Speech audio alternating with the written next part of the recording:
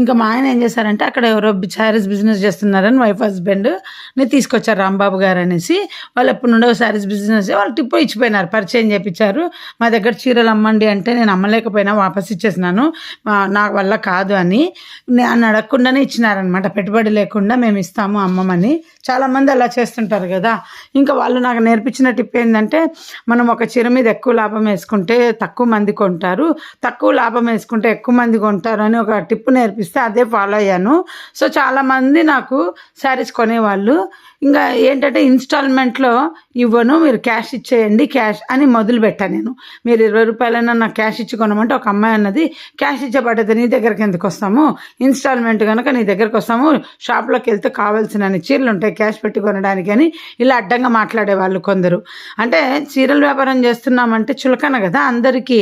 మనం దాంట్లో కూడా రాయల్టీ మెయింటైన్ చేయాలి, చేయకపోతే ఇలాగే